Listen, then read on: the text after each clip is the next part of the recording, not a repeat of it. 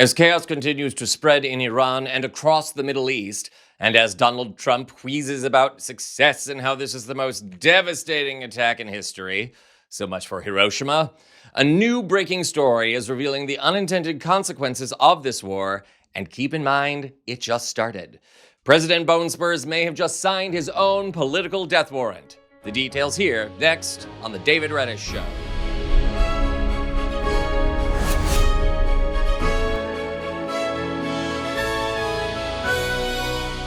Welcome to the show, beautiful Occupy Democrats viewers. I'm David Reddish, your host.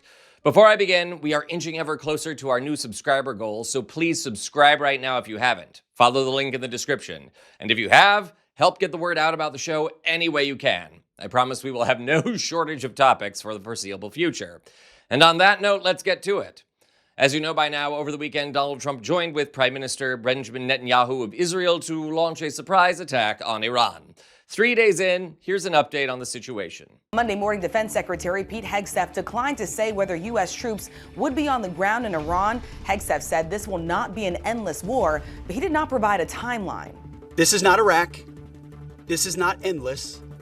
I was there for both. Our generation knows better, and so does this president. We didn't start this war, but under President Trump, we are finishing it. Their war on Americans has become our retribution against their Ayatollah and his death cult.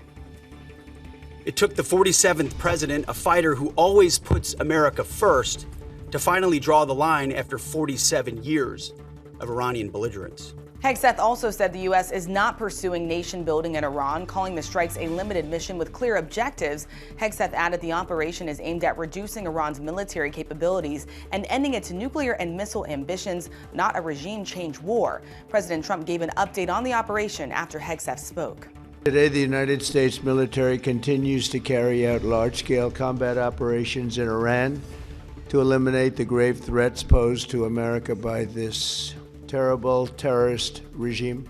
We're already substantially ahead of our time projections, but whatever the time is, it's okay. Whatever it takes, we will always, and we have right from the beginning, we projected 4 to 5 weeks, but we have capability to go far longer than that.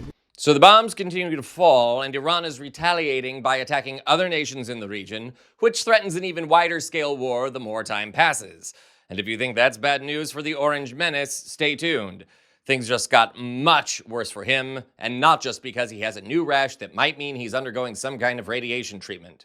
See our other videos for more on that. For now, we stay focused on Iran and the ongoing situation there.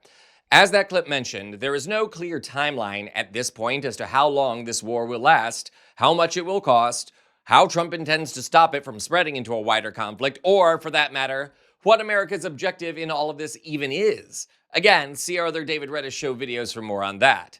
But now, this morning, as Trump wheezed through a White House ceremony talking about his damn ballroom and his drapes, seriously, a pair of stories have broken. As it turns out, what Trump may have thought would be his big hero moment is actually ruining what little support he had left. Take a look.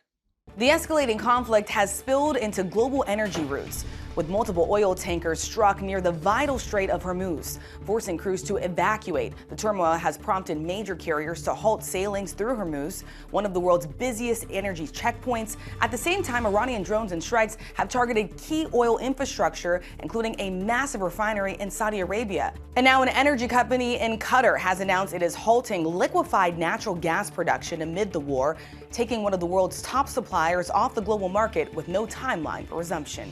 Oil prices rose about 10% Monday morning. As a result, experts say gas prices in the U.S. could rise by 10 to 12 cents in the next 2 weeks, to an average of about $3.10 per gallon. Oh, and it gets even worse. In addition to the massive spike in gas prices, Politico now reports that polling taken over the weekend following the attack on Iran reveals more than half of Americans oppose this war. And there is another buried statistic here. Even among supporters of the war, about half say they would not support it any longer if Americans die. And just a reminder, 3 service people have already perished in the fighting, and others have been gravely wounded. Okay, let's recap this, shall we?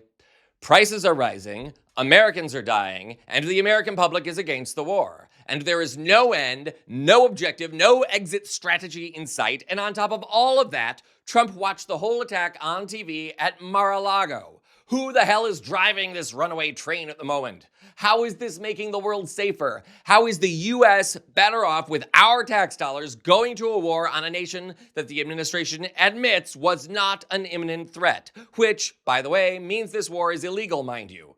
How are we better off with our service people dying and our public dying thanks to using tax dollars to fight wars rather than pay for healthcare? And it all just started. Strap in, beautiful viewers. This ride ain't stopping anytime soon. Count on us here at the David Reddish Show to keep you up to date on all the breaking news involving the war, the Epstein files, and the decomposition of Donald Trump physically and politically. This is the David Reddish Show.